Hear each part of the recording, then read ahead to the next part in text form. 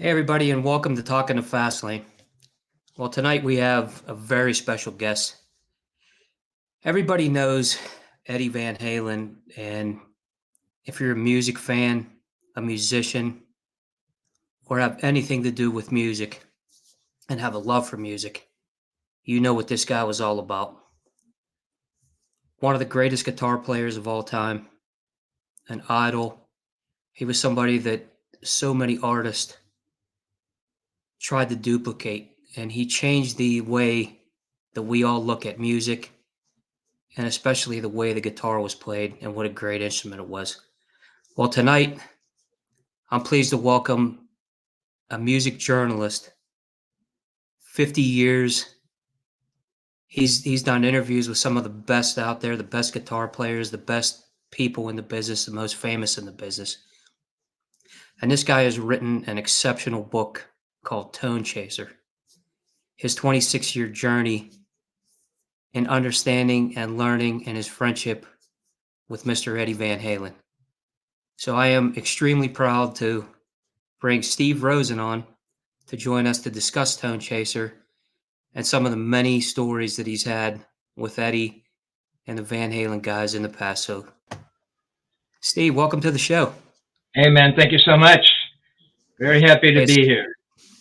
Hey, it's great to have you on. And, I want to start out by saying, what a great book this is. I mean, it's a tremendous read because, like I told you backstage, it really puts you in the place with you as you're going through these stories with Eddie. And I think it's such a personal piece, of your life, and it takes us into his life. And I just want to say what a great read this really is. I really appreciate that, man. And as we were, chatting about earlier, that was the whole intent behind the book. I knew that there were other books that were coming out. In fact, some were actually out by the time I started writing, or came out shortly after I began writing Tonechaser. And I knew that those books were going to cover Edward as guitar player, Edward as musician and riff guy and all of that. And honestly, I had done interviews with Edward about those subjects back in the day. I was writing for Guitar World and interviewed him many times. But I knew that these other books were going to cover that. And to be honest, those writers were more connected to that kind of thing. I mean, these guys were more technically oriented. I'm a guitar player. I understand that stuff. But I can't tell you how, the pickups were wired on the Bumblebee, and those guys did that. So, I just went the other way. And when I began writing, it wasn't a conscious thing to be like really personal and that, but it's just the way it really came out, that I wanted the reader to really feel who this person was when he wasn't on stage, when he really kind of wasn't playing the guitar. And somebody had described it as the book humanized Edward, and I thought that was a great way to describe it. This remarkable musician who, did have this life when he wasn't on the road and wasn't on stage and wasn't tinkering, and who was he and what was he like, and that's the book that I wanted to write for sure. And I think what turned out as the final product is exactly what you intended to do. I think that captures it so well, by putting it that way. And I wanted to let's start out Friday, June 3rd, 1977. The night when you first met Eddie. Take us back and let's set the scene for the listeners. So 1977 is, it's the year of the punk. So never been a fan of punk music, and I write about that.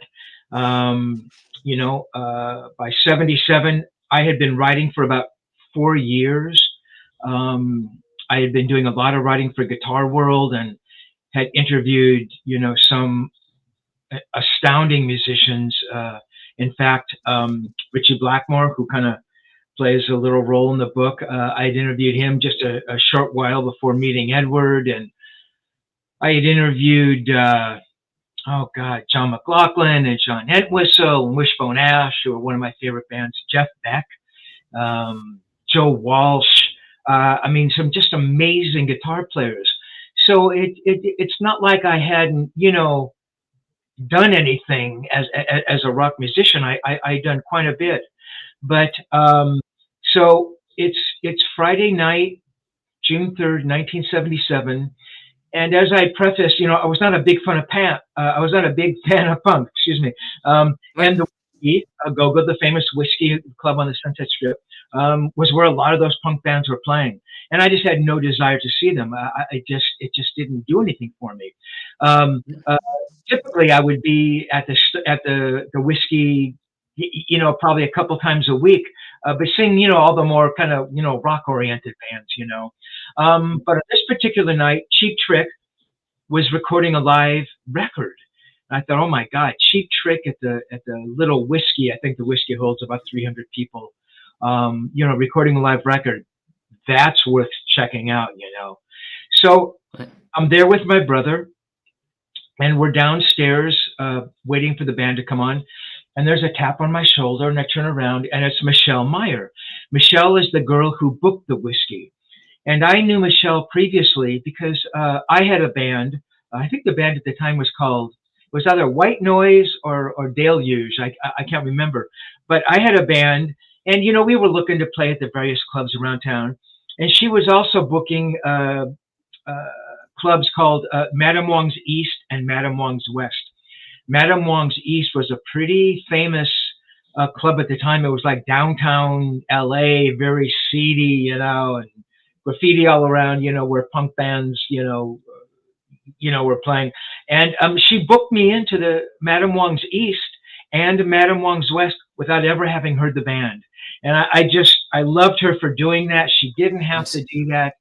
And so when she tapped me on the shoulder and said, hey, there's somebody upstairs you need to meet, I didn't even question it. I thought, if Michelle wants me to meet somebody, this has to be somebody hip, somebody cool, somebody important, because she really did know everybody in Hollywood. She knew all the important players and all the musicians and all the bands that were happening. So I follow her up the steps to one of the dressing rooms. The dressing rooms at the whiskey were upstairs. And the dressing rooms at the whiskey were like, at the bottom of a garbage pail. They reeked of cigarette smoke, and stale beer, and there were empty beer cups on the floor, and there was graffiti on the walls, I mean, it was a pigsty. But it was the Whiskey A Go-Go, right? So it was, you were really in this famous room where a lot of bands had probably changed clothes and drunk beers and stuff. So we walk in, and I immediately see a guy standing in the corner, and I keep trying to rack my brain to know if I instantly recognized him or did I sort of recognize him. Now, again, you have to remember that this is 1977. There were no articles on the band. There were no stories that had been written. They had been playing around town. They'd been playing a lot at the Whiskey and the Starwood, but I had never seen Van Halen play. And like I said, I was at the Whiskey a lot. I was at the Starwood a lot. I had never seen them play. I'm pretty certain I recognized him, either from flyers that I had seen or I don't know, man. I just somehow believed that I recognized him. I go, oh my, that's Eddie Van Halen, And all I knew about Van Halen, because I'd never heard him, was, wow, Van Halen, the band, had just scored a big record deal on Warner Brothers Records. They were like the first of the local bands, man, to break out of the clubs to go score this massive deal. And I thought, wow, that's pretty cool, Right. It must be a good band. He's got to be a good guitar player to get a deal on Warner's, but that's all I knew. So Michelle walks me over, and my brother's kind of trailing. And we walk over, and she goes, Eddie Van Halen, Steve Rosen, and we shake hands. And she goes, Steve, Eddie Van Halen, Godhead, and Ed kind of smiles. And I knew Michelle's vernacular. And when she describes somebody as Godhead, she was like giving them like the greatest accolade that you could give anybody. This is like a superhuman being, and this is greater than mere mortals. And so for her to describe him like that, he had to be special. And so, these two strangers come together, and, and kind of, instead of like looking at the ground and thinking, what do I talk to this guy about? I don't know how it came up, but we started talking about Eric Clapton, you know, whom I loved, who I had never interviewed, who to this day I had never interviewed him, was the person I wanted to interview. And it turns out, obviously, well, not obviously, but that he was a major influence on Edward. So we're talking about Clapton and Cream. He loved Cream. I loved Cream. I had seen Cream live, you know, it was a life-changing moment for me. You know, and I was kind of a snob about Clapton and Cream. I knew a lot about Clapton and Cream. I knew about the Yardbirds. I knew about John Mayall. I knew about the bands he had been in pre-John Mayall. I mean, I knew a lot about Clapton. I loved him. I listened to him. As a guitar player, I tried to figure out Clapton stuff. So I was probably a bit of a snob. So if I talked to somebody and they made a comment about Clapton that I deemed was like below my knowledge threshold, I'm thinking, what a dickhead. This guy doesn't know anything about Clapton. I'm not going to waste my time talking to you. But I wasn't that rude, but that's kind of, you know, that's my radar. My you know, yardstick was raised very high. So Edward and I are talking, and he's talking about, you know, Clapton and Jack Bruce and the Jams. And I'm thinking, yeah, he knows about Clapton, you know. But then he went somewhere where even I couldn't go, and he started talking about Eric's playing. He talked about his vibrato, you know, and how he phrased things. And sort of intuitively I understood that, you know, but I never could have verbalized it. I didn't know Eric's playing well enough. I wasn't a good enough guitar player to have verbalized it. But Edward got it, you know, and I'm thinking, holy shit, man, this guy, you know, is going deeper than I've ever gone, you know. And I thought, this is cool, you know. And then we start talking about Blackmore, you know, and then we start talking about Jeff Beck, and these are all guitar players that I love. And it was just one of those amazing conversations, you know. It's like, and I joke about it. I don't think I wrote this in the book, but, you know, had it been a woman, I mean, I would have married her on the spot, you know. Right. You know, and we kept talking, and it was just so great. And, you know, I didn't want to, you know, I didn't want to occupy all the guy's time because I figured he was there to see Cheap Trick. And honestly, I believe by this time, Cheap Trick had probably been on, and they were over with already. So we talked for a while, and at a point in time, he goes, "Oh, hey, I'll be right back." And he runs out of the room, and I'm thinking, holy, what did I say? What's going on? You know, and he comes back, and he's got a pencil or a pen, and he picks up some scrap off the floor, you know, and he's writing, and he hands it to me, and I'm looking, and it's his phone number. He says, "Hey, man, call me, you know, I'd like to talk again, and I hope we meet again." And I go, "Yeah, man," and we shake hands, and my brother and I leave, you know, and Edward stayed upstairs, and we walked back downstairs. And that was, you know, June 3rd, 1977, and the beginning, little did I know of a friendship relationship that would last for 26 years. But it really started off on an amazing, you know, kind of foothold, you know, and I thought leaving, I thought, God, I hope I can talk to him again. You know, what a remarkable guy. Oh, real quickly, and we did talk briefly about the record deal. And so I said, my God, you guys got a deal on Warner's. That must be unbelievable. You know, I would have cut off a finger to have gotten a deal on Warner's. I would have gotten I would have cut off I would have cut off a finger just to get a phone call back from Warner Brothers, you know. That's right. Right. He was so humble about it. He goes, "Yeah, man, you know, we made a record." So thinking about it now, so the record must have been done. I don't know if it was mixed and sequenced, but he talked about it like the record had already been completed. "Yeah, man, you know, we made a record, and I think we made a good record, you know, and I hope people like it." You know, like you said, man, if you had scored a record deal on Warner's, or I did, you know, and somebody was asking me about it, I go, "Yeah, man, I got a deal on Warner Brothers. What do you have?" You know what I mean? It's like, that's right.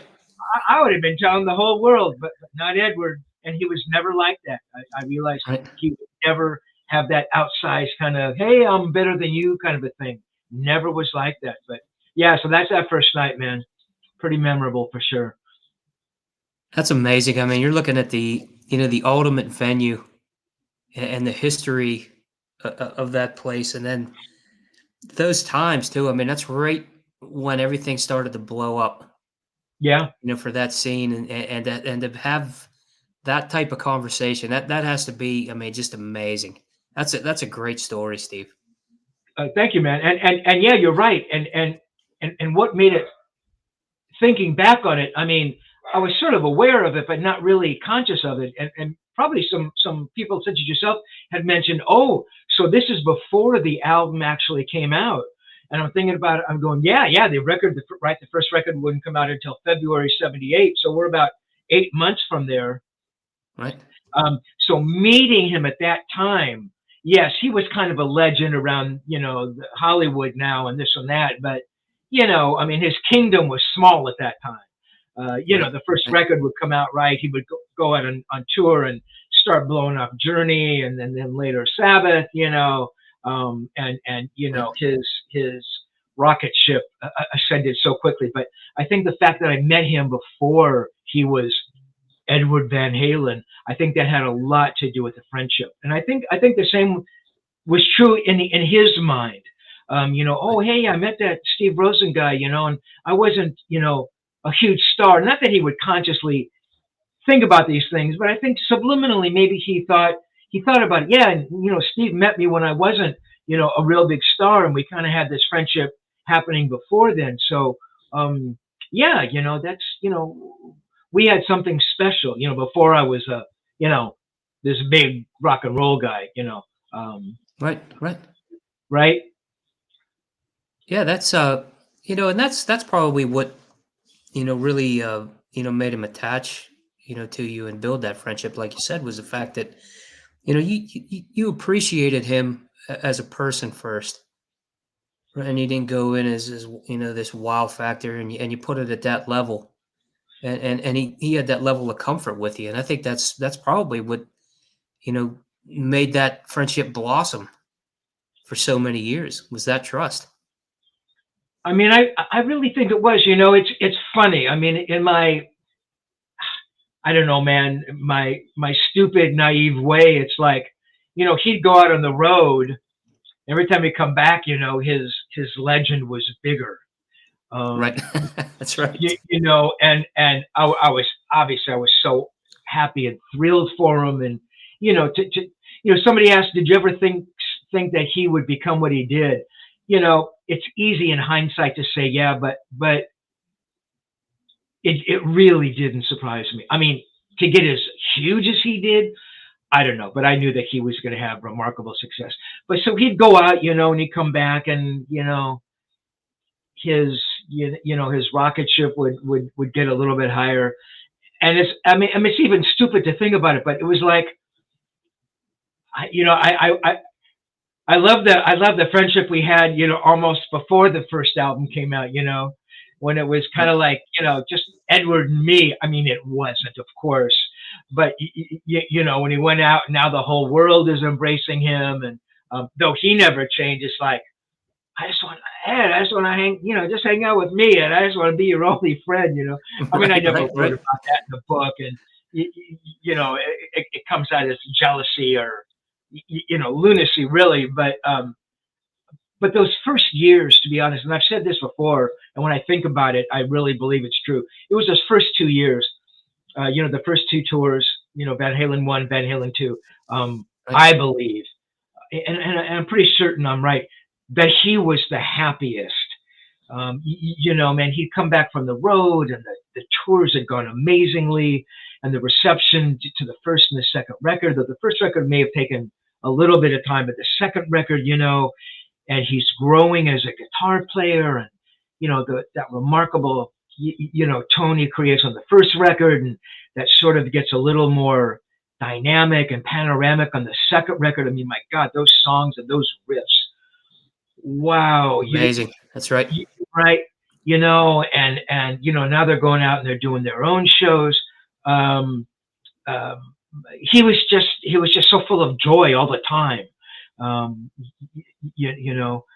and I really felt that. And which isn't to say, and again, I write about it in the book, that there weren't, I don't know if there were problems, but there weren't cracks in the veneer that actually even appeared, that early, Yep. that would be exacerbated, and they got worse and worse. And yes, today, 45 or 50, 45 years plus after, I wrote some of that stuff.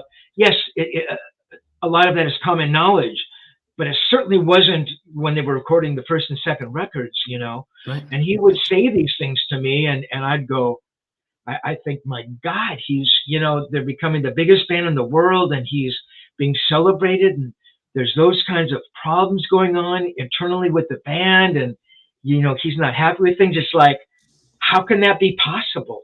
How can he have everything and those things be possible? And it was those moments when I'm, listening to those interviews, and Edward would say on tape, because, I'm listening to my tapes that I've interviewed, that I've collected over the years, and those are my reference points. So I'm going and I'm listening to the tape, and he's, talking about some situation, and he says, "Don't print that, man." And at the time, and what you have to remember, that's a time and place. So when he's telling me that's, I don't know, man, 82, 83, 81, 80. And yes, had I put that stuff in an interview, yeah, that would have been pretty damaging, The label would have seen it, and they're going, my God, Edward is having problems with the band, and this is what he's thinking this early. And, the band is thinking, oh my God, Edward's not, so I never, ever revealed any of that. Fast forward, after the last time I see Edward in 2003, which is 17 years when I begin writing Tonechaser, and I come to that first tape where it says, "Don't print this," and I'm thinking, okay, that was a part in time. This is 17 years later, and this is a book that has to be the most honest book I can write. So I'm going to include that little quip when he says, "Don't print that," because I want people to understand how personal and passionate he was about what you're about to read, and that I couldn't write about that back then, but now I can write about it because it reveals so much about him. Just the fact that he would say, "Don't print this." You know what I mean? And the fact that and like I say, it was the balls, but I wanted to be honest, so I did print that. I could have taken that little bit out and just printed, what he said, and I don't think the impact of that paragraph would have been the same. So, yeah, it was all tied up into that. Yeah, and again, it was those first two tours when he was happiest, though there were cracks in the mirror that were beginning to show even back then. Right. I'd like, in the beginning of the book, when you had it in your mind that you were going to approach him about writing the book, and what I like is you go through your trip. You go through your trip to meet him. You go, to the studio, and obviously, he buzzes you in, and then what's cool is you tell him what you want to do. You want to be the guy that writes the book about him, and then he tells you. And this is in your words. I truly want you to, or in his words, yeah. I truly want you to know that you will be the only one to write a book, and that had to be amazing, to you to go in and at that point. Tell us about that and how you felt going into that, because that's really a high point. Thank you, man. Yeah, it was, and in fact, it was probably. Well, I've had some amazing moments, as a music journalist. Meeting remarkable people, just, great moments. That was certainly, if not the greatest, certainly one of the top five. Right. As I mentioned earlier, so this is 85. So I've been writing for about 8 years at that time. And by 85, I interviewed, some amazing people, Right. Everybody but Eric Clapton, to be honest with you. But That's right. I interviewed a lot of my heroes, and I was, Paul Kossoff and Robin Trower, and now Jimmy Page and Pete Townsend. And I'm looking at my walls. I have pictures on my walls. It's amazing. Just so many guys. And I'd written books. I wrote a book in '78 on Jeff Beck. It was the first biography ever to come out on him. That came out in Japan. And writing that book was amazing. Jeff honestly, Jeff was my favorite guitar player of all time. But wrote a book on Jeff. I can't remember the chronology. There might have been a book. I wrote a book on Free, but that might have been much later. So I've written some books. I've done some amazing interviews. So yeah, so it's 85. By that time, right, the 1984 record has come out. He is just, he's a monster legend by then, right? 1984 is out. I think Sammy has just joined the band or is just about to join the band. I can't remember that timeline. And I had been thinking about it for a while, thinking, really, honestly thinking, Edward is going to be approached by different writers, who are going to want to write a book about him. I mean, I wasn't stupid. I knew that was going to happen. And I thought I should be, or I could be that person. I knew that no other writer ever had that relationship because I'd never seen him hanging out with other writers. I mean, I knew that the relationship I had with him was very unique. And I knew that I saw things that other writers didn't see. What sort of froze me over and over was I was afraid of two things. One, that he would say no, and two, that he would say yes. So it's like, I run this story and scenario through my head. It's like, oh my God, what if he says yes? And now I've got to write the book. And how do I write the book about Edward Van Halen? How do I write a book that even measures halfway up to who this person is, and how do you write a book about Picasso or Michelangelo or Da Vinci? I mean, what words do you say? You have to go find out an entirely new language. How would you write it, So I thought about all those things, and man, it was just that one day I thought, today's the day, and I steeled myself to the fact, and I write about it, and I said that it was, raining out, and it could have been raining, but more likely in California it was probably a sunny day, and to get to Edward's house, you drive up this street called Laurel Canyon, and then you make a left on a street called Mulholland, which is a very famous street. You've seen it in movies, man. Even if you don't know it's Mulholland, for sure. This windy street. There's always car chases up there, and it's a beautiful, overlook into the canyons. So I'm riding along, and I'm thinking, I'm gonna ask him. Yeah, I get there and he buzzes me in, and I think if I wait, it's gonna, whatever that adrenaline rush is, man, it's gonna dissipate. So I say, Edward, writers are gonna come to you, man. They're gonna want to write your life story. I'd like to be the person to do that. And again, I honestly thought, well, there's some other amazing writers out there. Nobody with the story that I had, but there were some great writers out there. I'd be stupid to say there weren't. And I thought, well, he's going to need some time to think about it, and I was prepared for that. And literally 10 seconds later, takes a puff of a cigarette and goes, yeah. And, that famous quote, and I have that on tape. I didn't make any of that up. That's his response verbatim. And honestly, man, and I hate to be overly dramatic, but it's like my heart was pounding and I felt weak in the knees.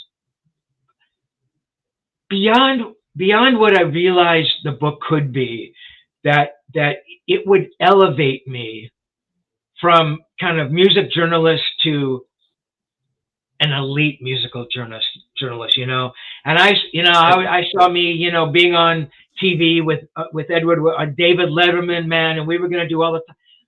Look, I didn't live in a cocoon. I saw those things happening. That absolutely was not the reason for writing it. If it was, I mean, I think he would have sensed that, and he would have sensed that immediately. That's right. But by him saying that, it was saying, yes, I believe that you can write that. That you have to be the person to write that. And to me, that translates into respect. And with Edward, and I write about it over and over, what was tantamount of importance in his life was respect, and if he felt that you disrespected him, man, it was really hard, if impossible, to gain that respect back. And so for him to say that just showed that he had this incredible respect for who I was and what I did, and he believed that I could write this book. So it was a memorable experience. I'm sure I drove home and probably almost drove off the cliff half a dozen times, and That's right. was high as a freaking bird, and it was like, oh my God, and I can feel that moment still because it was so remarkable. And then if we fast forward a little bit, I write about it, meeting with the lawyer, and I don't want to give that chapter away and what that felt like. And then again, I'm sure people realize that the book never happened and how utterly disappointing and deflating that was. The part of me Right. understood the reasoning. Part of me was like, oh God, that was like, man, A it's low like, point. oh my God, to be that freaking high, man, that's a long way to fall. But, hey, it was his life. Obviously, it was ultimately his decision. Um, and, So, just real quickly in finishing up my tale here, and maybe things happen for a reason. I don't know if I always believe that, but, had I written that book, it would have been an entirely different book, right? There wouldn't have been, right. Exactly. decades of hindsight to look back on. There wouldn't have been all of those interviews I did after the fact. And beyond that, I don't believe that I would have come up with sort of the voice that I found to write Tonechaser, and you talk about that personal thing. I don't think it would have been that book at all. I think it would have been primarily in Edward's voice, and I would have added a little bit of the connecting bits, but I think it Right. would have been an entirely different book. I think it would have still been a You're very, right. very good book, but much different. So, people said, hey man, you had to go through all of that to write Tonechaser, and it's a much better book. I hope so. I would like to believe that, but yeah, that was one of the greatest moments of my life as a journalist. Absolutely. And I think it came out so well because of that passion. You had those ups and downs, and you had getting to that low point because you were so hungry and you knew that you had something, and you had to get it out of you as an artist, as a journalist. And then, to have to go through that and then finally get to the point to where you went back. And that's what I thought was really cool about the beginning of the story. And you mentioned the first interviews. And in a segment of the book when you said that, when everything came to the halt, and obviously, the writing, the recording, and the family issues that he had, obviously, the cancer that he went through. Um, you know, you dip back then into the past, and the way I wrote this here is it's a musical art arc of the covenant, because those tapes, I mean, it had to be incredible when you went back, saw those tapes, and put that first tape in, and then that was kind of like the light for you to write this. Tell us about that. I mean, that's amazing to read. it, it was, man, and I love your analogy. And honestly, listening to that first tape was finding the Ark of the Covenant. I mean, I Right. don't want anybody That's to right. scream at me, but it was, man, it was finding the Holy Grail. It was finding the key. You can use any, um, literary device you want here, because let me backtrack a little bit. So I stopped hanging out with Edward in 2003. 17 years go by before I sit down to try to start writing the book. And it's not like I was thinking about it every single day, but I thought about it a lot. And I truly believe it ultimately took 17 years to come to grips with it. For several reasons. One, again, those same excuses I made about writing, what was ostensibly going to be his author's biography in '85. I was afraid of the book. I didn't know if I was capable of writing that book. Yeah, 17 years had gone by, and I'd like to think that I was a better writer. But that notwithstanding, you're still writing this book about this guy who was by 2020 was an absolute legend, right? And Right. maybe universally acknowledged as the greatest guitar player in the world, maybe the greatest guitar player who ever lived. So all those things run through my head, and I'm thinking, yeah, I'd like to write the book, but my God, now look at what you have to contend with. Look at the scope of what the book has to be. So that was the first thing. The second thing was, I didn't think I was capable of writing it as a journalist. I didn't think I was going to be up to it. Third, I was afraid, that people weren't going to write the book, which is never a reason not to write a book. But, so there were a lot of things going on. So, and again, I write about it in the book. My cat Arpeggio would wake me up at terrible hours in the early morning, and he wanted to be fed. And so it's like, okay, Arpeggio, I'll wake up, I'll feed you. And I'd walk downstairs where my kitchen was, and I'd open a can of cat food, and he'd eat or he wouldn't eat, and I'd go back upstairs to try to go back to sleep. And sometimes I could, and sometimes I couldn't, for a long time, because I was just wired from being up. Sure. And then one night, and it was probably a conscious thing, because again, I remember this, it was August 24th, my birthday. And maybe I chose that night, consciously. So after feeding him, rather than trying to go back into bed, I thought, you know what, let me go into the computer room. And I had the book on my mind. I didn't sit down and think, okay, this is day one. I'm going to start writing, the lost book on Edward Van Halen.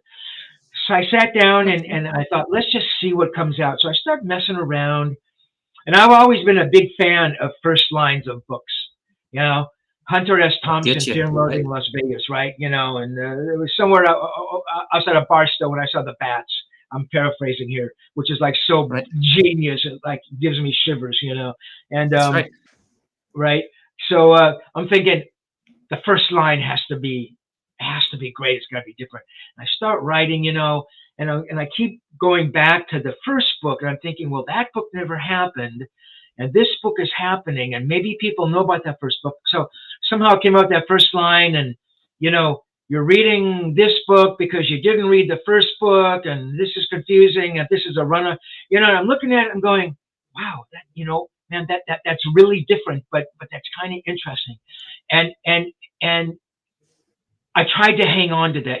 That was like the beginning of this voice, this voice talking to me. And I hate to be dramatic or spiritual, but you wanted to find a through line in the book. You wanted to sort of have this voice that kept speaking to you, the reader. And so I came back the next night and I read what I'd written, and trust me, man, I am the worst critic of my own stuff. Oh God, you have no idea. I'll write stuff, and it happened a lot in the book, and I'll read it and go, oh my God, what kind of a dickhead wrote that? If I read some writer who'd written that in a book, I would toss the book in the garbage. I wouldn't read another page, So I was so critical, man. And I read it, I go, hey, that's pretty good, So a second paragraph comes, and then I thought long and hard about that intro, because typically intros are like, they're like 2 or 3 pages from the author. You really don't want to hear from the author. But it just kept going, and I thought, well, people needed to know my background and the UCLA thing, and I needed to fill in some holes about the journalism thing. And I kept writing. And I don't think that I had actually found what I would ultimately call, they were originally going to be called Midnight Tapes. And then I changed that to Twilight Tapes, because Twilight Tapes sounds better than Midnight Tapes. And I'm this alliteration guy. I love like that Twilight tape. Anyway, so, I started looking through my tapes, and they were labeled. A lot of them didn't have dates on them, but at least they were labeled with Edward Van Halen. At least I had done that much. So I started getting my tapes together, and I'm thinking, wow, there are fuck of a lot of tapes here. I knew I'd interviewed him a lot. I had no idea. And then again, and it's true, because I had the tapes all labeled, in binders, and my buddy, one of those little press machines, where you can type, put the embossed label, and he Oh labeled yeah, the yeah, sides yeah. of the Yep. binders.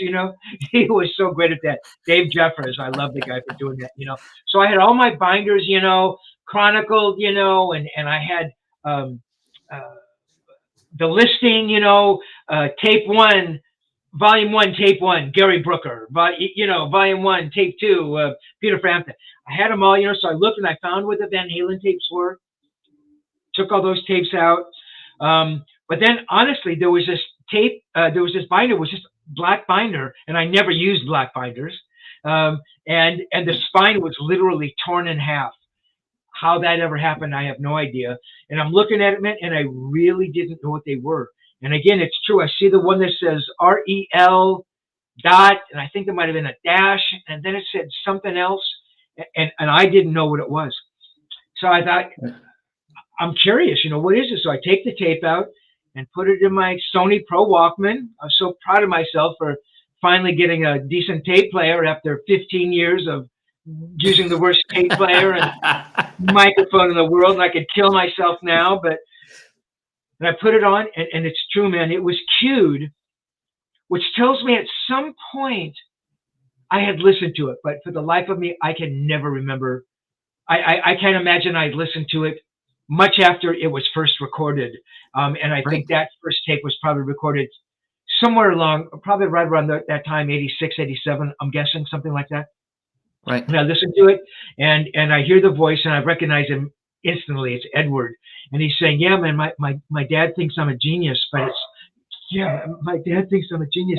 And I can hear him, man, he is starting to cry. And I remember that moment. We were talking, and I think it was one of those late night conversations, which is why I called them the Twilight tapes, because he'd call at 3 a.m. and he wanted to talk. And he always gave me carte blanche to record, and he says, yeah, man, record anything you want, anytime. I don't care. He trusted me to do that, and thank God I did. I wish I had done it more, but at least I did it as much as I did, and I heard that, and at that point, yes, man, it was finding the Ark of the Covenant, it was finding the Holy Grail, it was finding the skeleton key, that unlocked it all, because I thought, oh my God, if there's more stuff like this, I was so overjoyed to find that. I thought, my God, people are going to read this stuff. They're not going to believe it, because this reveals everything. That one line, that tape. Look, man, I'm a little biased about my own book, but I thought that tape, those tapes, revealed more about him as a musician than, all the interviews I've done with him talking about guitars. That's important. We know Edward Van Halen is a guitar player, man.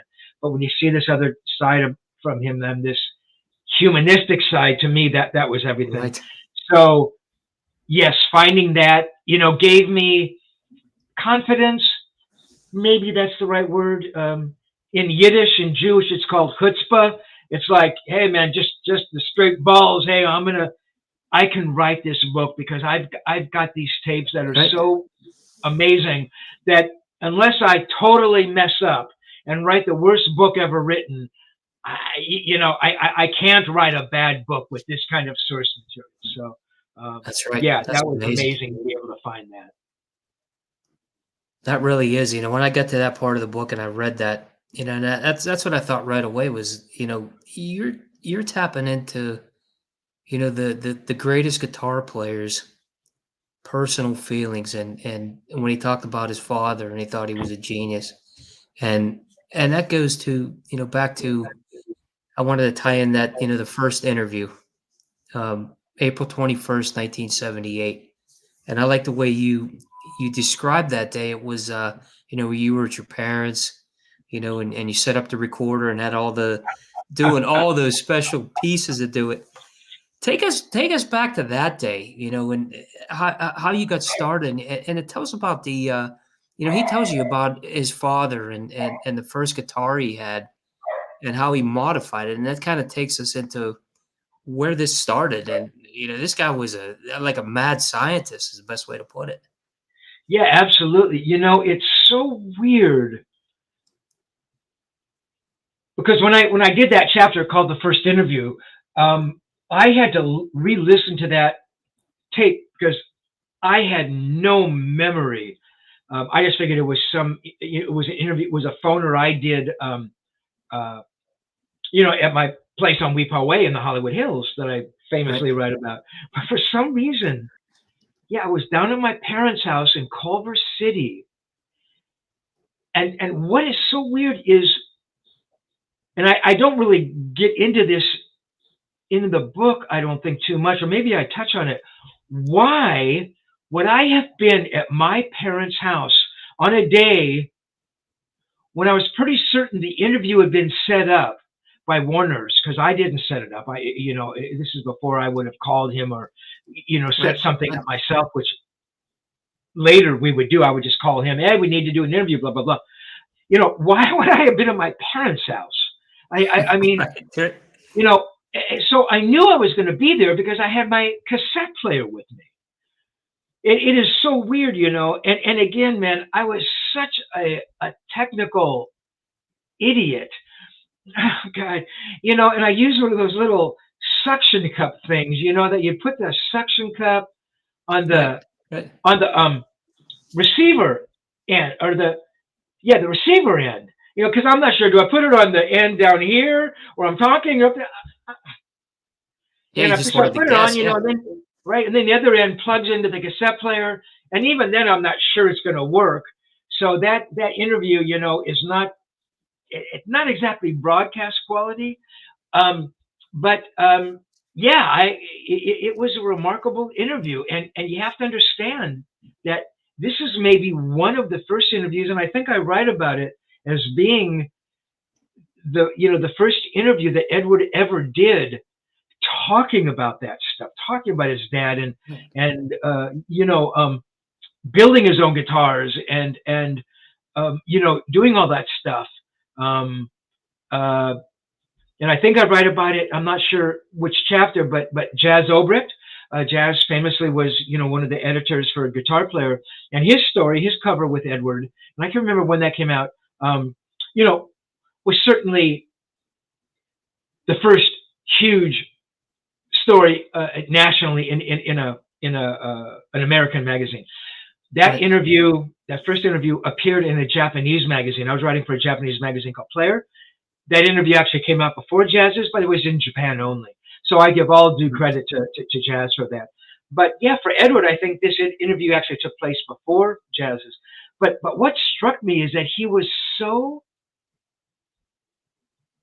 in tune with who he was and what he did as a guitar player, and was able to explain all that stuff so accurately, and talking about guitars, and modifying them and building them, and the first record. I'd have to go back and actually reread my own interview to remember what was in there. And I think I commented that I thought I could have done a better job in the interview. I thought maybe I asked him some dumb questions. And I do remember one point I think I brought up is that I don't know if Edward ever remembered meeting me. And that was Right. a predicament, man, that would go on and on and on. And it would happen virtually every time, something would happen, and then he'd never mention it again. And not that he had to, but it was just weird, as if it never happened, and it was just Right. strange sometimes. But yeah, I don't think he remembered that I had met him, or I don't know if he knew who I was, or But he was so open, man. It was such. It was a good interview now that I think back, but yeah, it was great. I mean, yeah, talking to him in my parents' house, it's like, my God, this is so unbelievably weird, And then when I got done with the Right. interview, playing it back and saying, "Oh, please, God, let me have done this properly and recorded it," and I did. Recording wasn't very good, but at least it was and Right. still is there on tape. So yeah, You could amazing. comprehend it. That has to be something eventually would go into a museum at some point. I mean, Yeah, that's just well, so I'm unreal. sorry. Yeah, I mean, some of those cassettes are pretty old. Again, my friend Dave Jeffress um, made me copies of the cassettes, and I now have those cassettes on a CD, and all of those CDs were dumped to hard drives. So I do have all that stuff preserved. But yeah, those tapes, Great. yeah, like that, those Twilight tapes, excuse me, those were never dumped. I was afraid to touch them, and thank God they still played, and was able to still access them. Yeah, all Amazing. those years later, unbelievable. That really is amazing. You talked about when the band, got signed to Warner, and obviously the debut in '78, and that album, and we talked about this. We had a Van Halen tribute show.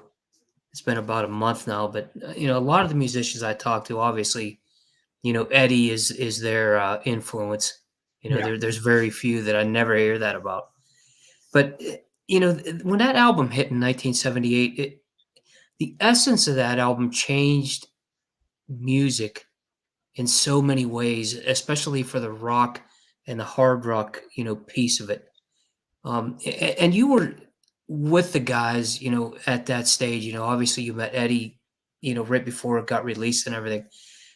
What was that like, for them, and from your perspective, when they got signed in 1978, and kind of like before the tour, before all that really exploded? Because that album is, I mean, it's timeless, is the best way to put it. Yeah, man, it was a pretty remarkable debut record. I honestly don't believe, because I talked to Edward after the fact, and maybe it was when he came over to the house the first time. Again, hard to remember my own chronology here, but I asked him, and I point this out in the book as being a monumentally stupid question. I said, "Hey, man, did you think that?" Something about, did you think the first record would do as well as it did, And I think he said, no, I didn't think so. And that's when he said, yeah, maybe the second one will bomb. Why I would have asked him that, but that's kind of how we always thought. At that time, he was very secure in his own skin as a guitar player. Again, I never heard him say, my God, wasn't our first record unbelievable, man? The Blue, Aerosmith's first record, Away, and nobody could touch us. He never ever talked like that. But he was just always so confident about his own playing, I tried to emulate that kind of confidence in my own writing, and I could never get there. I could never. It was always like I was faking it. With Edward, it was just real. I think he knew that they had made a good record. I guess the stories go that Warner's really never had high hopes for them, and then You Really Got Me starts taking off, and they started changing their ways. I know that it's kind of common knowledge now, but that really pissed Edward off. Doing a cover. Right, and that's Ted's idea, and it was a hit, and you can't argue with that. But for Edward, the artist, I think that was, I think that really was hurtful to him. I think again that comes out as disrespect, like, oh, they don't think my songs are good enough to be put up first. I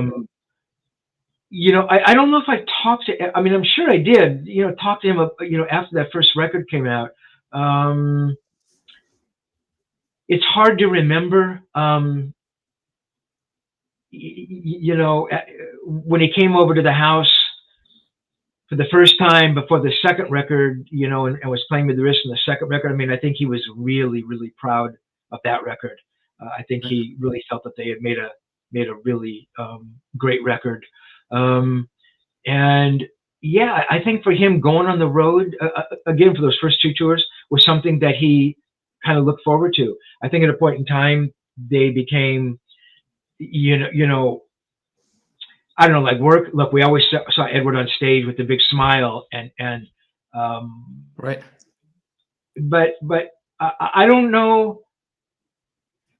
knowing this other side of him, I don't know if he was always really comfortable being the larger than life persona. I don't know. I know I didn't directly answer your question, man. It's just hard to No, remember sort of that little period in there. I'm sorry.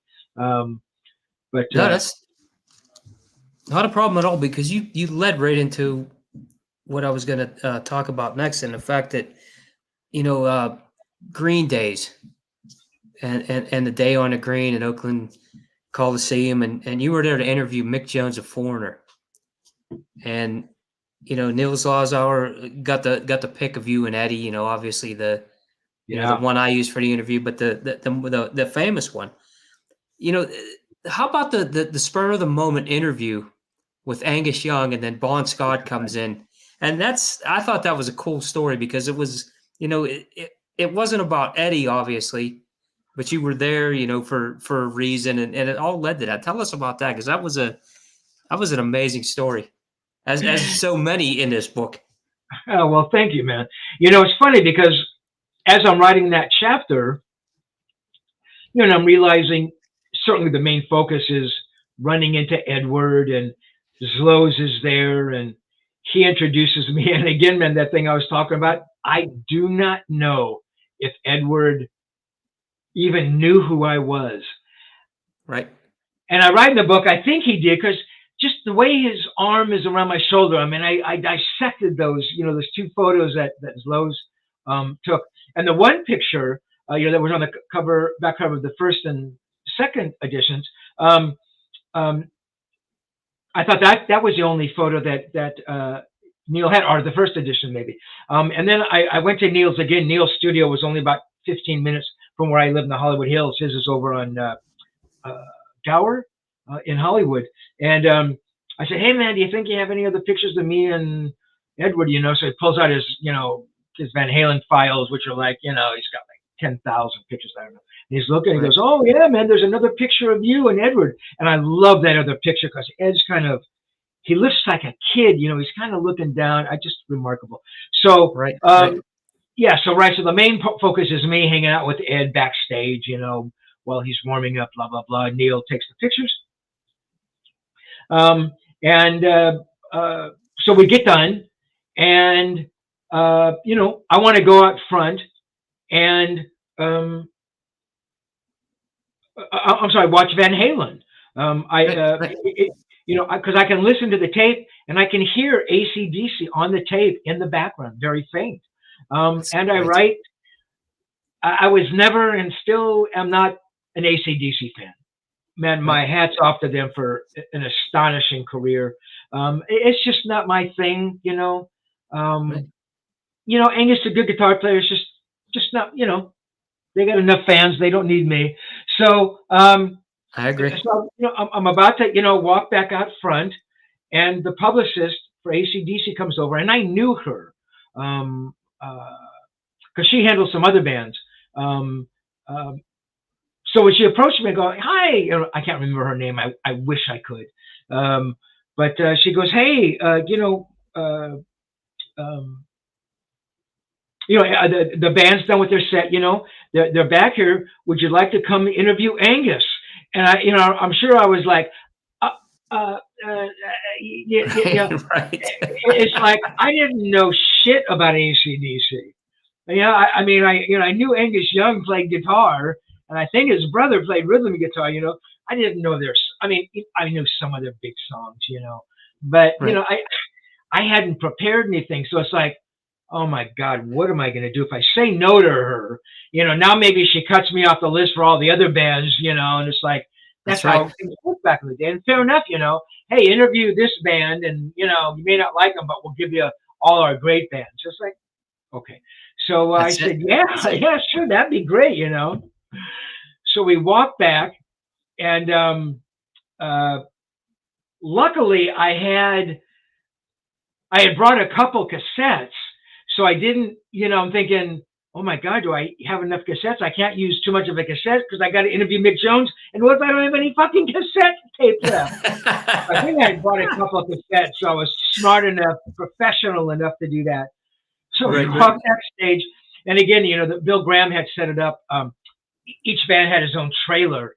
but there was like a common compound that were outfitted with picnic tables, like benches and picnic tables. So I sit down. He goes, I'll bring Angus over, and Angus comes over, and he's nice enough, he's nice, and so I'm trying to think, what do I ask him? What do I ask him? What do I ask him? So, do something safe. So Angus, you like playing SGs, some insipid question, and he goes, yeah, I like SGs. I forget what he said, Right. Maybe I referenced some other guys who are playing SGs. Now I can't even remember. I think I mentioned Pete Townsend maybe, because Pete was playing an SG at the time. And then he made some comment about Pete not being a punk or something. And I didn't get it. But I think later I transcribed that interview and somebody read it and go, oh, that was funny what he said. It's like, I'm so on pins and needles. It's like, Rosen, what's your next question? I mean, I'm like trying to think 3 minutes ahead of him while he, if he's going to end a question, think of something. And I don't know how I felt. Right, that's tough. So we're talking, and this guy walks over, and I can see him walking over, and he's kind of stumbling. He's got a big, plastic glass of beer, and he jumps up next to Angus on the bench and jumps on the table, and he's kind of dancing around, and he's kind of spilling some beer, and I'm looking at Angus, and the publicist might have been sitting there. I think she was probably standing off the side. I'm thinking, right, are you not going to say something to this dickhead and get him away? Right. So I'm waiting and I'm waiting, and they don't say anything. So I continue talking to Angus, and the guy's, like he's just dancing all over the place, and he's almost falling over at moments, and he jumps back down on the bench and jumps back down onto the ground and sits next to Angus. And I'm looking at Angus like, are you not going to get this guy? It's like, and then I'm thinking, Angus cares so little about this interview, he doesn't care if some drunken shithead is sitting there doing the interview. Which one I'm thinking, well, fuck you then, dude. I may as well leave. I'm about 3 seconds away about saying, hey man, I'm talking to Angus, and the guy says, hi, how you doing? I'm Bon Scott. I'm going, oh, Jesus God. I almost yelled at Bon Scott for interrupting the interview And it turns out he was like cooler than Angus. He was funny, as drunk as he was pretty lucid, made some really funny comments, and yeah, had I known, I say this over and over because there were so many moments when I could have interviewed bands back in the day or interviewed them back in the day and didn't do very good interviews because either I didn't care for them or I didn't know enough to do my homework, which I tried not to do too often. But I think about, my God, this is, July 78. I think this was their first tour, because they were opening, right? They went on before Van Halen, and I forget what record it was out, I'm sure AC/DC historians will correct me. Probably Highway to Hell, I would think. What's that? Yeah. I said, I would think probably Highway to Hell. Oh, I think it was out at that point. Yeah, or it was like, wasn't it like Power Age or one of those records? Or I don't know. Yeah, I don't know. Power Age, High Voltage, yeah. Yeah. But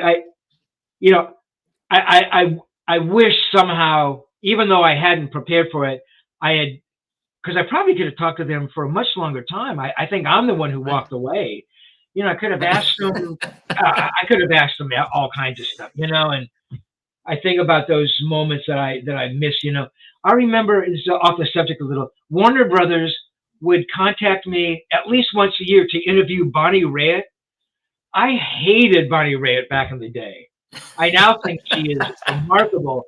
Like they were begging me to interview Bonnie Raitt. I think, oh my God, I could have interviewed her like for her first or second record. Grateful Dead, they couldn't give Jerry Garcia away to do interviews. And I was never a Grateful Dead fan, but doing a Grateful Dead interview back then would have had a lot of value as part of my archive. I mean, who knew? I mean, That's right. But, you don't know. Yeah, man. But yeah, interviewing them, and again, to get back to your original point, I'm thinking, does this really even have any reason to be in the book? But I thought it's such an amazing story, and it It is. showcases me being such a moron. That yeah, man, I got to put this in there. I got to let people see this. And yeah, and then later in the day, interviewing Mick Jones. And I was a big Foreigner fan, man. They were Right. they were Amazing. amazing that day. My God, they were such a great live band. They had so many great live songs. Uh, so yeah, that was an amazing day. Um, That, yeah, that, fun that day. is everybody that's listening to Tonechaser by Steve Rosen. You got to read this book. I mean, there's so many. I mean, stories like that the whole way through. And I'm not even close to the end of it. Obviously, I just got it, and I got to read, a decent amount of it. But the stories and the way that you bring these details in, just like this story right here. You happen to, just be there. Hey, do you want to interview AC/DC? And then here's what happens. I mean, then you look back at it. I mean, that's timeless right there. Yeah, The entire thing. You know, there's a chapter in the book, How to Play Guitar Like Eddie Van Halen. And what's cool about this is he calls you up after the '78 tour and tells you that the second album is ready. And he wanted to come over and for you guys to discuss it. And that's the intro kind of to the second interview. Tell us about that, because the second interview you discussed, the when they recorded Van Halen 2, and it was like almost immediately after they finished that 10-month tour, that yeah, '78 tour. And I thought what was a cool thing about this is we hear about Eddie and Alex, obviously, and Eddie's professionalism and work ethic, and to come off a tour and to put that great album together. yeah, I thought that was really neat, and it also brought in that second interview, obviously Dance the Night Away, and that great riff, but it also brought how humble Eddie was. And he talked about, with the money from the tour, they wanted to, their dad to retire, because he'd been working, 7 days a week, and since they came into the country. Tell us about that second interview, because I thought that was really cool that he came to you and said, "Hey, that second album's done. He's ready to go to work," and he just came off a 10-month tour. you hit on a lot of key elements there, man. His professionalism, his work ethic, which would ultimately, I think, that was a big part of what caused some of the problems moving forward. Look, there's nobody on the planet who's going to work as hard as Edward Van Halen on his own music. I mean, he truly lived and breathed music 24 hours a day. I mean, it sounds like a cliche, but it was really the truth. I mean, every time I was with him, he was holding two things: a cigarette and a guitar. Right. Every single time, and when he came over the house, as he did on that extraordinarily memorable day, the first thing he does, he walks into my house and he sees the guitars there, and he walks over, and he takes the knob off and he Van Halenizes it, and Right, I right. mean, we were friends, but it's like, would you walk into a guy's house and dismantle his guitar without asking him? That's right. Yeah. Right? Well, you would if you were ever Van Halen, man. And for me, Right. like I said, he could have taken the thing and turned it into ash, and I would have been ecstatic, Wouldn't have cared. That's right. right? For him, that was just him breathing, man. That was, Right. he had no more thought about that than he did smoking a cigarette or taking a breath. So yeah, so he calls and he wants to come over. And so I look around my house and I think, my God, he's probably used to, even though I knew he was still living in his parents' house, but he's probably been in amazing hotels and he's seen amazing places, and I got to vacuum and I got to clean up. And do I leave the guitars out there where you can see them? Do I put them back in my bedroom? I've got pictures on all the walls, which I've always had. I just, and it really isn't an ego thing. It's kind of who I am, and it just kind of reminds me of things I've done. And when people come over and look at them, I like telling the stories, you know. That's But right. I'm thinking, is he going to think I put them up just because he's coming over? All these things go through my head, you know. And Right. so he pulls up, and I hear this, you know, car pull up, and there's no real spots to park in Laurel Canyon. The streets, Weepaw Way is more like it's like a lane. It's like, you know, sort of cement, but then it becomes dirt, you know, at the end of it, and it's Right. funky, and there's cracks in it, you know, and there's no like assigned spot. So it's like, you know, first come, first serve, wherever, you know, if you come home late at night, there's no spots to park in front of your house. Well, too bad, you know. You're done. And very few people had functional garages. Usually garages were filled with stuff. So anyway, I really wanted to make sure that the spot in front of my house was open. So I hear this car pull up in front, and I look out my front door. Down the steps, I live sort of up about, I don't know, 10 or 12 steps.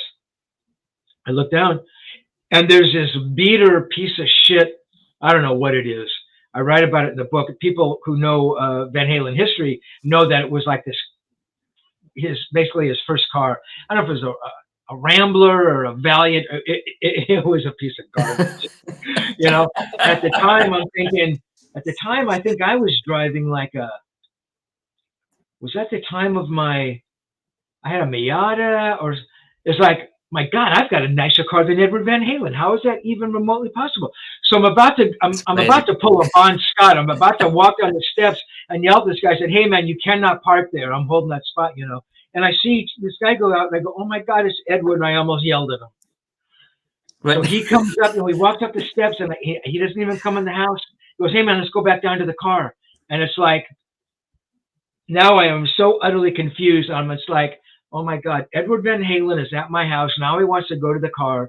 I thought we were going to do an interview. I've got everything set up. What is going on?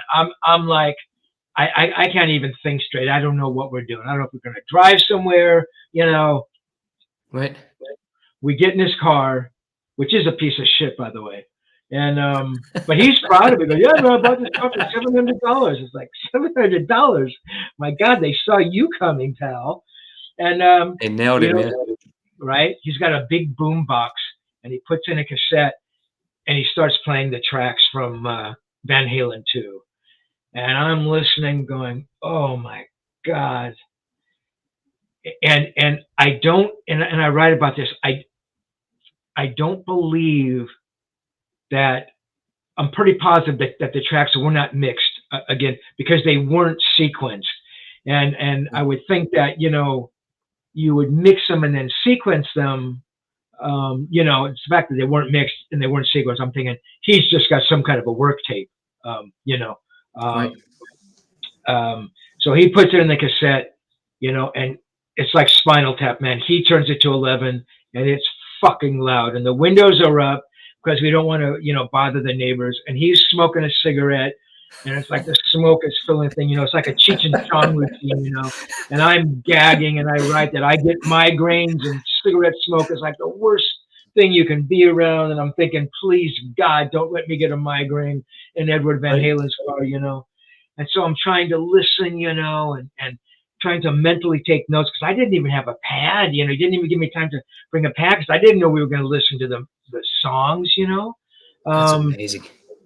You know, and I'm listening, and it's like, oh my God, listen to that. And I'm trying to remember, oh, that's that fast shuffle, and that's that solo that go, you know. And then the next song would play, and I'd completely forget the song before, you know.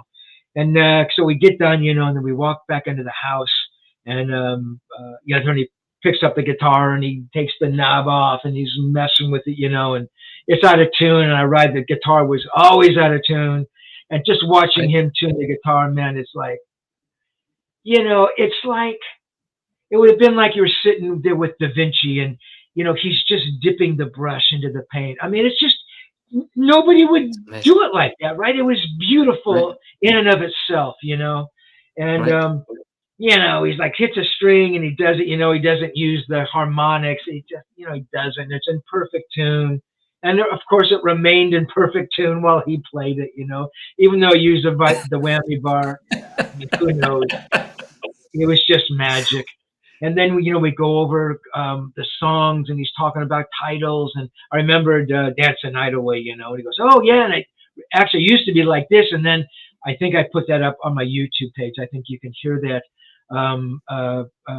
There was like this other part that's a little, and it doesn't fit. But he goes, yeah, I used to go, and he plays the part that we all know. And then there's like this B section that he said that it was originally included. Right. And and Edward said, he described as, cutting out the meat, but what that was it gives us an insight into Edward Van Halen as songwriter and composer and orchestrator, and how his sense of songwriting was. It was just remarkable. Look, there are a lot of astonishingly good guitar players who are not. They're just not very good writers. They're not very good songwriters. Playing. A lot of them are instrumental guitar players. And yeah, I mean, the playing is, insane, but harmonically, it's not very interesting. It just doesn't capture you very well. And getting off the subject just briefly, that's what was so amazing about Jeff Beck, is that he never really wrote anything. So he had all these songs written for him, right? Max Middleton, his keyboard player on Blow by Blow, and Michael Walden, all these incredible songwriters who would bring these astonishing tracks in. And and Jeff would make them his own. But Ed was writing all this stuff. So he was playing this stuff, and then, he was playing this stuff in front of me. And I write about watching someone like Edward Van Halen, who the whole world by this time had recognized as one of the greatest guitar players ever. And yes, we've seen him on stage, and we've heard that first record, and it's incredible. But I'm sitting there 2 feet away, 3 feet away, watching him play my guitar, my electric Strat, 66 Strat, acoustically. And watching his right hand and the way he picked, and watching his left hand, the way it would sit upon the neck, and the way he was changing chord shapes. And it was just like, oh my God, he really is more astonishingly good than we thought he was, because there's nothing to hide behind. He sounds like he does because of the way he picks, and the way he holds his pick, and the way his hand rests upon. That's all part of it. As much as the pedals and the Variac and the guitars. And look, man, he sounds like Edward Van Halen acoustically on my electric Fender Strat that's beat to shit. And he would have sounded that way on any guitar. It just so happens that he was so inventive that he had this sound in his head, and he thought, well, how can I really coax that sound from a guitar? And so he was able to build a guitar that accentuated that sound that he heard. And I mean, that's so far, that is true genius, right? Yeah, he's a genius. He's a genius guitar player. He's a genius songwriter. But to hear a sound, that's like saying, well, I can see that the atom has to be split. So how do I build a device? You know what I mean, man? It's like saying that's right. Building the foundation to get there. That that's insane. But yeah, so when I was able to see all of that, and yes, his humility about just describing the songs, and and at every minute I wanted to say, my God, Ed, oh my God, Ed, oh Ed, oh my Jesus, I've never heard anything, and I found out soon enough, that he did not need to hear that. I talk again about his own being secure in his own skin about that. He didn't need to hear those things from me or from anybody. He knew. So, again, sometimes when I just couldn't help myself, and I would get, hyperbolic about it, and I'll say, oh my God, what an amazing solo, he would go, yeah, it was good, it was neat, his vernacular for something that he did that he thought was really good. It's not like he would go, oh my God, thank you so much. I really loved hearing that. I need to, and that was a hard thing to do, not to get Right. crazy and nerd out on him every time, I hear him or watch him play. But yeah, God, having him over that first time was just amazing. And again, simple things like him driving to my place. I would have driven to his house in Right. Pasadena, and I offered, and he wouldn't do that. And I don't know if I write about this. And again, this is just my opinion. Maybe he didn't want me to come out to the house for whatever reasons. I don't know. I know they lived in a small house. I was never there. I'm sure it was a nice house. It was small. I mean, my God, where I lived, the Weepaw Way, was like, I think it was like 600 square feet. It was tiny. So it's not like I was Right. living in any place, but I don't know. I often wonder about that. Maybe it was just the way he is. Yeah, I'll just drive out to you, but it Right. was Right. amazing, amazing day. That's that makes for the great story though. The settings and him driving over in the beater and you don't even realize it. Hey, he gets out. And then that's Van Halen 2 you're listening to, which is, I mean, it's an iconic record. People talk about the obviously the first album, Yeah, and obviously that's the one that everybody, really, sinks their teeth into when they talk about Van Halen. But, when you listen to, obviously Dance the Night Away, what an amazing, amazing riff. And I think that's, if you look at him and his playing, that's one of the signature riffs because you don't hear anybody starting a song out like that no, until that happened with the taps and and the way he did it. And he talks about eruption, and you write this in the book, and the tapping technique that he perfected. He said in your book, he said it was like a six finger, and then yeah, he handed you the Bumblebee guitar in that tape that you were playing back, and I thought that another amazing story. Tell us about that. Obviously, that guitar and him with the taps, and it really brings that human element to it when you read this. yeah, absolutely. And again, I wasn't this. Um, as strange as it sounds, I wasn't this avid, crazy follower of the guitars that Edward was playing. I mean, I was aware of them. I certainly knew this guitar. I had seen it before. What I thought was amazing was the fact that he brought over that guitar. Yeah, rather than just play my guitar, that it's like he would care enough to bring his own guitar. That I thought was incredible. Yeah, and then he offers, say, "Hey, why don't you play my guitar?" And then I think I write the story about how I sounded like him and I was blazing up and down the neck. I don't want to give that story away because I thought that was pretty fun. But I thought it played. I couldn't play it.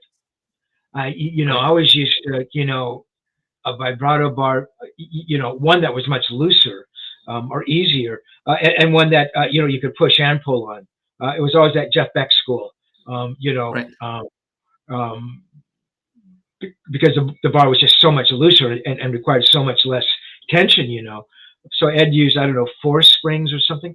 But yeah, I mean, to push down on it and to have any kind of control or to really get the nuance out of the notes, I mean, you really have to work with it. Look, I know guys do that, and now thinking that Edward did that with a guitar that played like that, it's like it was all the more remarkable. But yeah, it was pretty amazing when he brought his guitar over, and I played it. I said, well, you want your guitar back now? He goes, no, I'll keep playing yours, and it's like That's cool. it was, yeah, it was just amazing. Yeah, and him talking about eruption. And again, he talks about eruption in that first interview I did, and yes, now we know that eruption and him talking about that is, has been everywhere. But for him to talk about that way back in the day, again, he was so cognizant of what he was doing and what that was.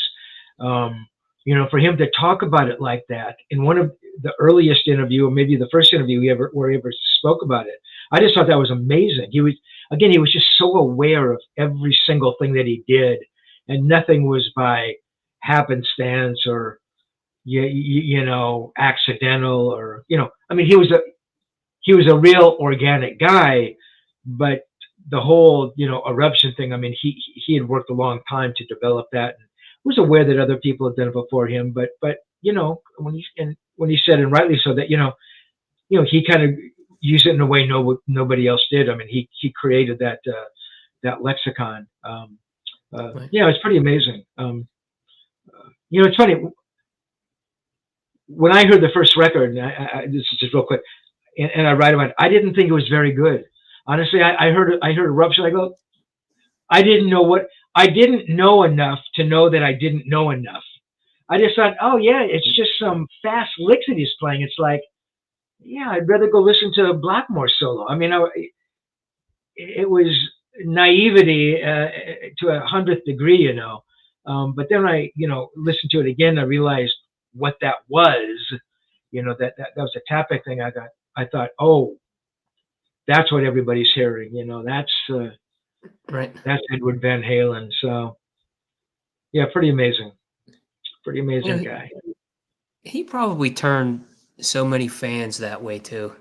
Like you said, you didn't think it was great at first, but then, just like a lot of records, the genius comes through the more you listen and you understand. And one of the things I wanted to ask you is, and I heard the interview you did on Ted Nugent's show. Oh, yeah. And Ted brought up a good thing, and he brought up the fact that this band was such a, I don't even know how to say it. It was so perfect in the way it was together. I mean, you're talking about one of the greatest frontmen of all time, and he brought a certain fan base, and he brought a certain aspect to this band, and and he shined a spotlight on one of the greatest guitar players to ever live. But then you also had that rhythm section with Alex Van Halen and Michael Anthony, who were just phenomenal in their own right in so many different aspects, and they never really got the attention I think that they deserved. Michael obviously with the the bass and how clean he was, but his backing vocals were, I mean, absolutely amazing.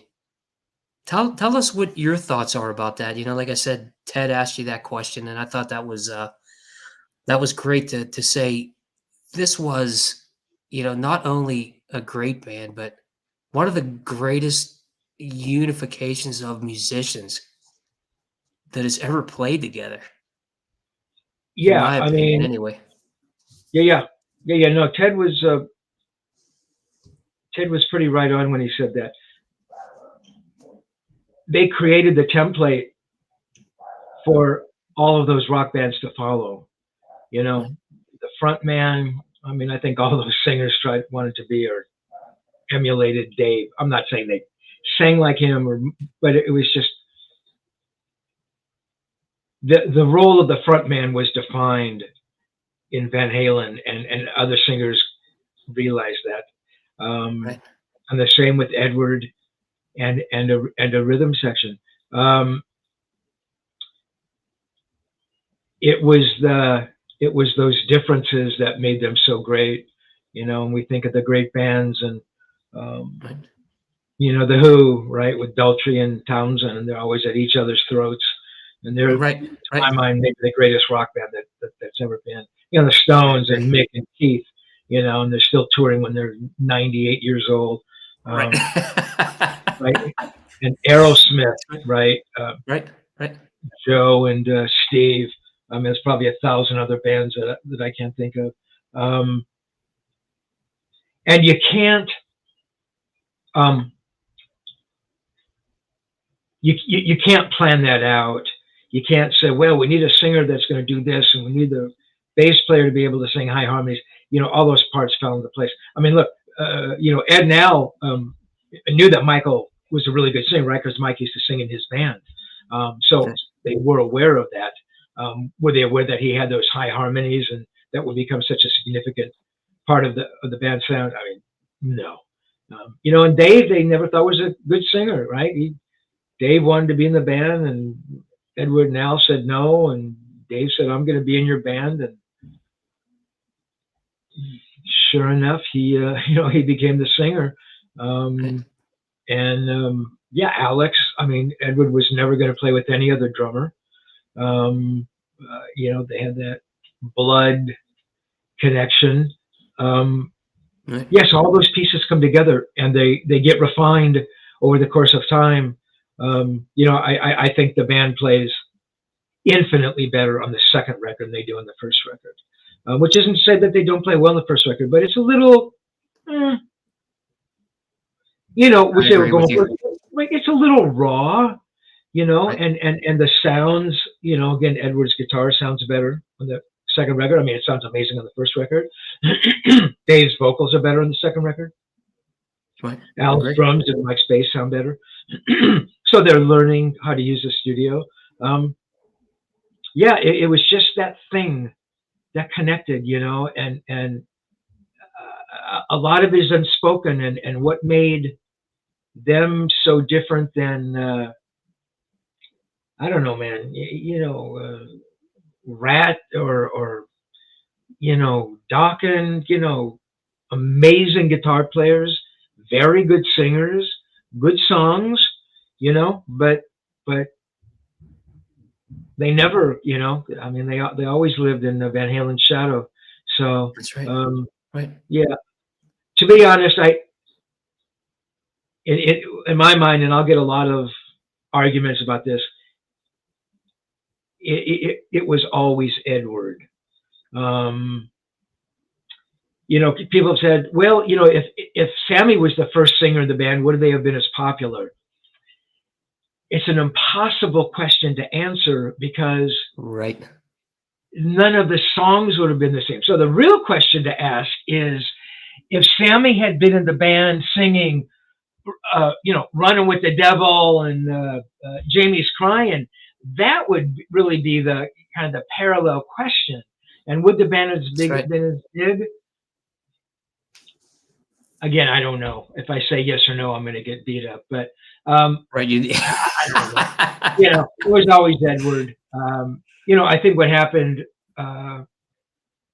Because I mean, you lose a singer at the height of your popularity, right? Dave leaves, and they get this new singer in. Yes, Sammy had a back, had his own career, of course. Right. But they go out and arguably they're as big, if not bigger, than they were before. Would that have happened if the band had just been Michael, Alex, and and Sammy, and they'd gotten a new guitar player? I don't think so.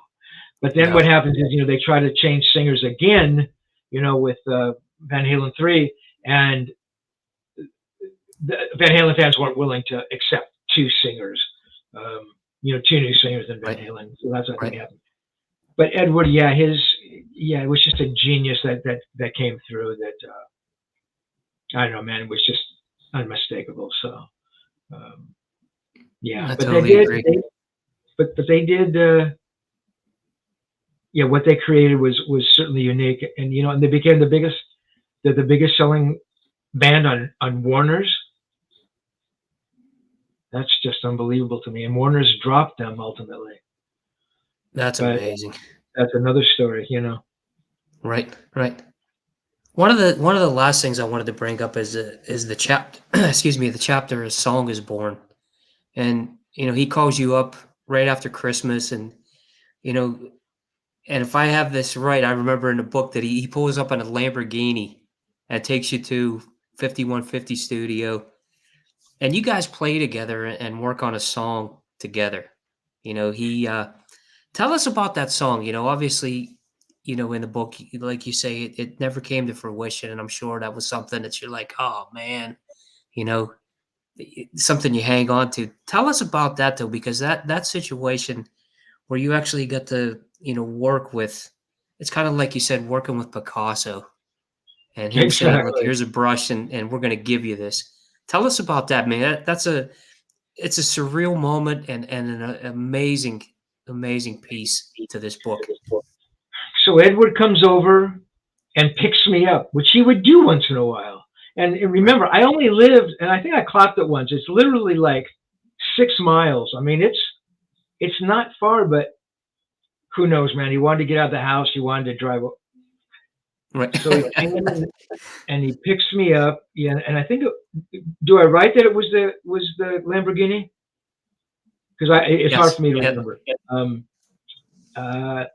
So we drive back to his house, and I'm sure we're talking, and I'm saying, "Hey, man, it's so great to see you." And we go back to 5150, and we go into the studio, and he hands me one of the Kramer guitars, and he picks up a bass, and he says, "Yeah, man, let's jam. Let's jam." Amazing. When he said to me, "Yeah, you can be the one to write the book," I mean, I got weak in the knees. So now he says, "Let's jam."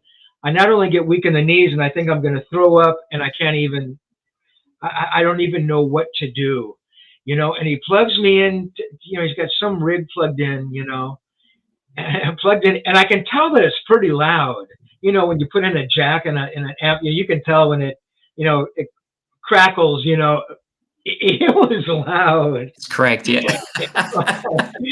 So I had turned the volume down on the guitar, and I kind of turned it up, and I just kind of hit the strings muffled, and it's like I'm playing Van Halen's guitar, and I can kind of hear Edward's tone in the guitar, even though it's me.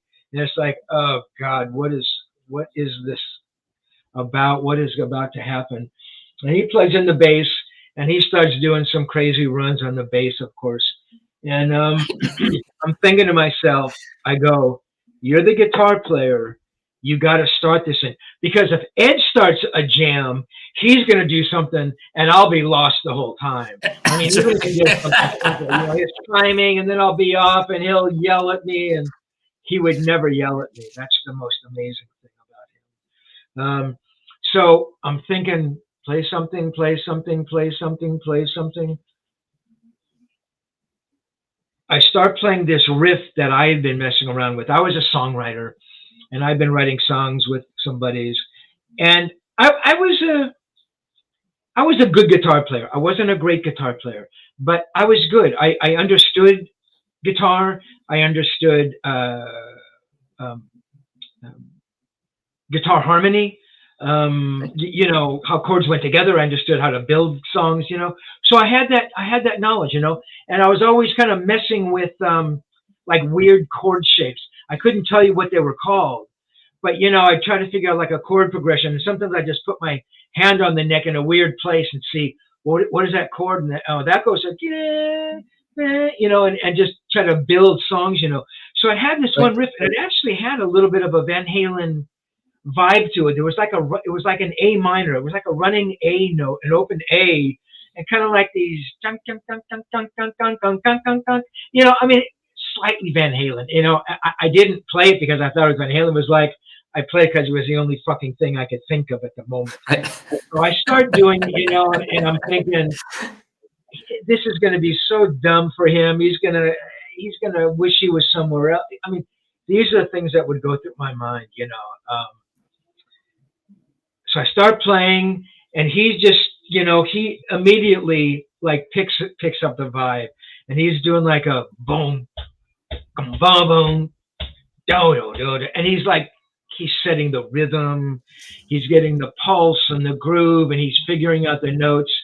And I just kept playing that riff, and I wanted to try to veer off, but I was afraid if I did, I'd get lost, and I'd play all these. But at one section, I do like a little B section, and he goes, "Yeah, that's good, man. What's that?" I'm going, "Oh my God." And that's like him saying, "Yeah, man, you can write the book."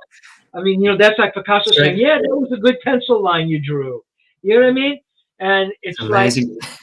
Like, he just wanted to jam. He just wanted to play guitars. And I think it's almost like had I been like an amazing guitar player, I don't think he would have gotten as much enjoyment out of it. I mean, I know that sounds ridiculous and that he's No. jammed with amazing guitar players, and I know that. But I think that I think he really enjoyed it. I mean, we played for like a half hour. You know, I just kept going over this riff. And then at one point he said, well, let's do this, you know, and he counted this thing and he wanted to come in on 3 and I do it. And they go, no, let's try it again. And I do it, you know. I couldn't play this thing. And every time he did it perfectly, you know, and I did it right one time. And it was like, oh my God, it sounds like it sounds like a kind of a riff that he would have written in one of his songs. And that just showed me again how he thinks when he was writing and how he would add a little part, you know.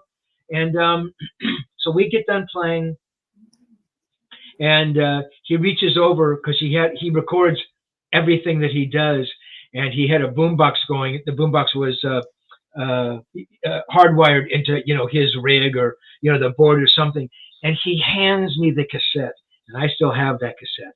Oh, wow. And what it said to me was, in his most humblest way, hey, I know it must have been hard for you to come up here and play guitar, and you know, you know, it means a lot to me. Look, I'm putting words in his mouth, but he knew how important that was to me, and by him giving me the cassette, he was saying, hey, you did okay, you know, and I want you to have the cassette. You know what I mean? It's Right. really hard to explain, and I think I tried to explain it in the book, but I really believe all those different emotional pieces came into it. So we get in this car and we're driving back home, and he says, hey, what are you going to do with the song? And I say, oh, well, Ed, I'm going to use it for my own album. You know, don't bother. I'm not going to let you use it. I mean, I'm kidding. I'm being utterly facetious, Right. ironic. Yeah. And I said, I don't know. He goes, well, do you think I could work on it a little bit? And it's like, hey, do you think I could give you $1 million? Yes, Ed, you can For sure, for sure. And then it becomes one of those situations like I explained earlier. I remember talking to him a couple of days ago. Hey, Ed, you know, we worked on that song together, you know, and I don't even think he responded. Not that he was being rude. I just don't even think he remembered working on it, you know. Right. And yeah, that was it was like I was almost there, you know, thinking, God, what if he had worked on the song, and, you know, not that he was going to cut the song for an album, but what if a piece or a riff or something, you know, that I would recognize, you know what I mean? It's like, oh, you were so close. You should have pushed harder, man. You should have pushed him. And just real quickly, there's another chapter in the book where Edward comes over to my house unannounced, and I'm there with my buddy, Ron De La Vega, and we're jamming. We're working on one of my songs. Edward comes in and hears it and immediately pulls the guitar out of my hands, and he starts playing, and he's like playing these little changes and these things. It is so good. And not because it was my song, because the song was good. I mean, it was a good song. Right. His interpretation and his ability. I mean, he never heard the changes. He knew the changes instantly from not hearing them. His ears were good enough. Look, the changes weren't that hard. But he knew, and he's adding these little bits and pieces. And that was another situation where, had I pushed a little harder, you know, Ed, come back over one more time, finish the song. Let me say that, you know, the song was written by Edward Van Halen and Steve Rosen. I think he might have said yes. You know, it's like, hey, Steve wants to put out a song. If I was a different person, if I had more confidence in myself, I would have done that. I would have pushed and pushed and pushed until he said, all right, I'll come over, we'll finish this, you know.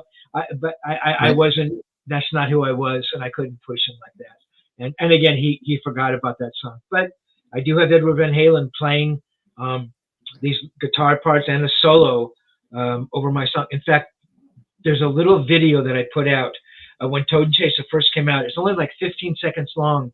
And the text is, that I found in my interview where I found the title of the book. I'm a Tonechaser. I'm always looking for the elusive sound, or I forget the exact quote. And that's the text. That's the audio. I'm sorry. That's the audio. But you hear some music in the background. That's Edward playing that solo over the song. It's kind of mixed back, but anyway, yeah, man, I jammed with Ed. I think there was those two times, and there might have been, I think, one other time.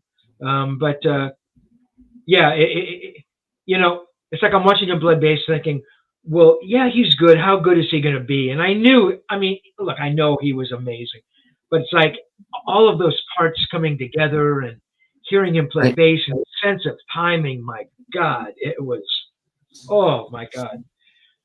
You know, he did jump. He didn't play to a click track. And it was like, I think he did in a couple of parts, and they were like so close, they were like seamless. Anyway, he was just amazing, you know, to watch him do all that. His songwriting and his compositional skills. You know, the reason that we celebrate him is it's not like some fluke or you know, oh, he was talented, but was he really that talented? I think he was more talented than any of us ever realized. You know, I think he had so much more music in him. I agree. Yeah, I really believe that. I think he was going to get into. He had talked about playing the cello, and there's a great cello story in the book. I don't know if you're there yet. Can you imagine Ed playing cello, you know, and dumping the cello to his Marshall and what he could do, and harmonics on the cello? Oh my God. And I think he played a little sax. I think his dad taught him a little bit, you know. I mean, my God, you know, it would have been, and maybe Ed singing a little more. I mean, who knows? Who knows? Yeah, he would have done anything. You know. Yeah. You know, you talked about this, you know, earlier in the interview that, you know, and I saw this every single time, and I didn't see it with any other player that I could remember, was the fact that every time that guy was in a video or live in concert or anything that he did that was in the public's eye, he had a smile on his face. Mhm. And I thought that what signified the greatness of Eddie Van Halen and what he was put here to do. He was so happy about being able to do that. And his element was that.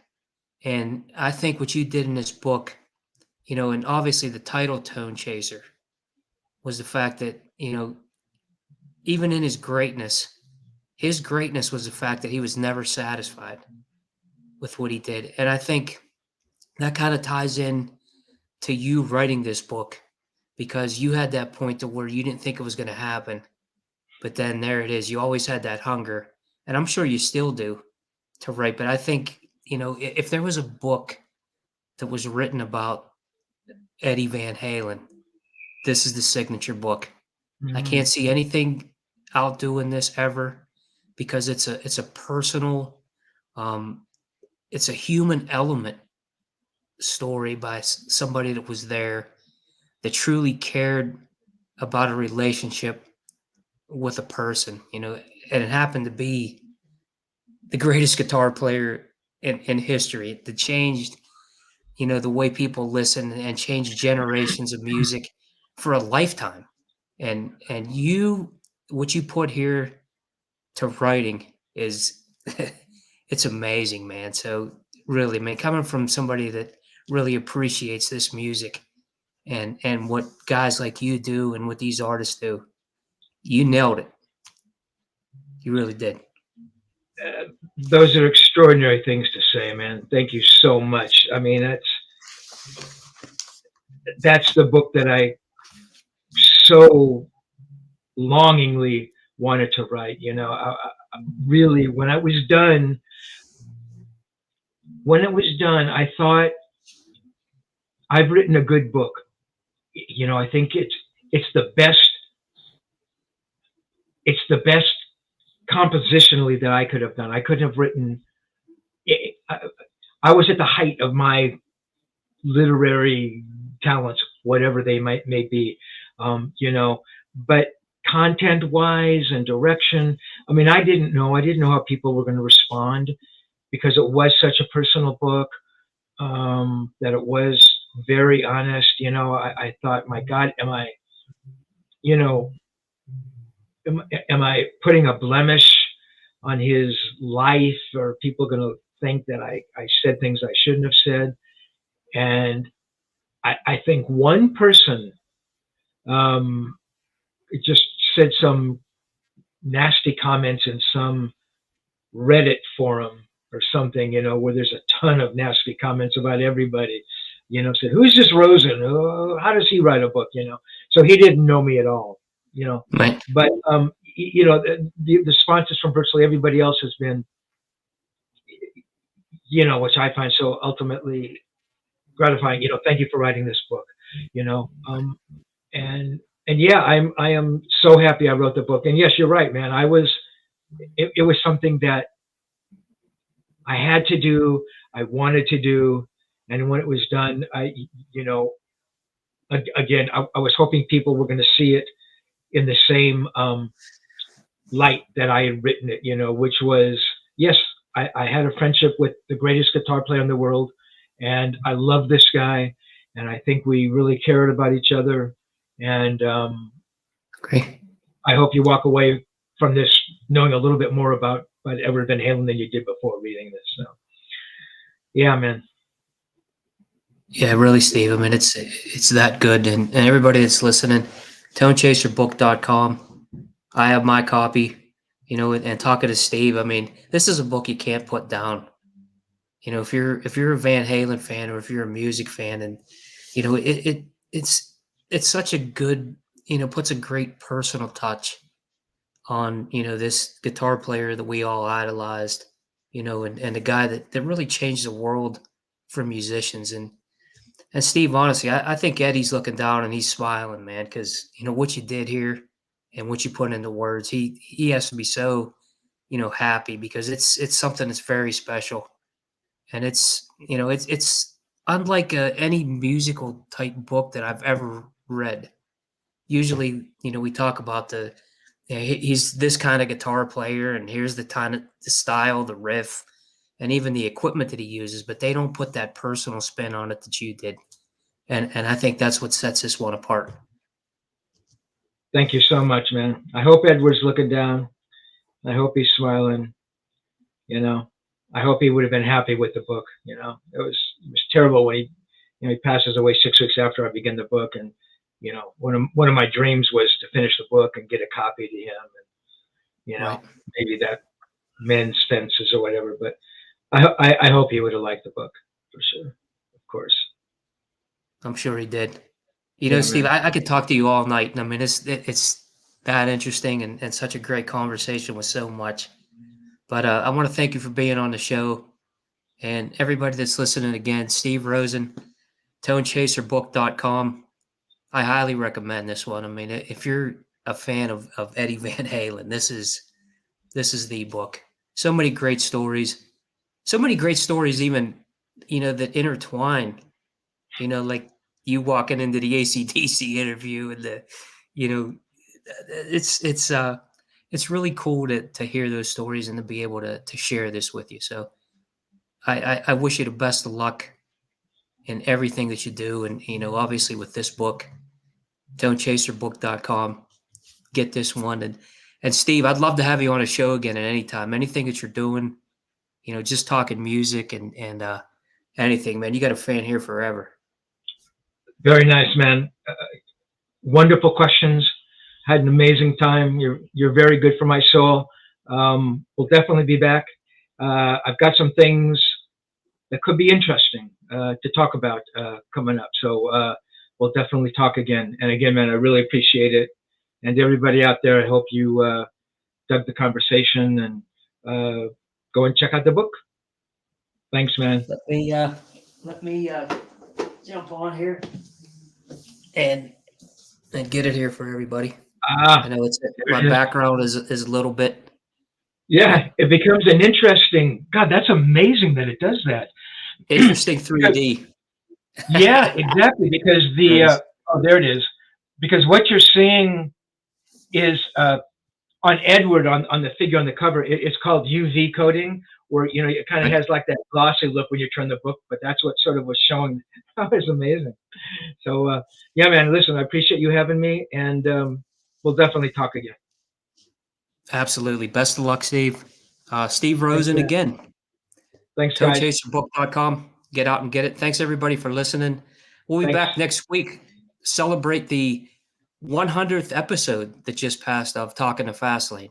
All the interviews, live shows, talking about great things, great guys like Steve jumping on, to talk about this book. And so next week's show, we're going to be celebrating that with some special guests and some special things going on. So, excuse me, remember, Talking to Fastlane.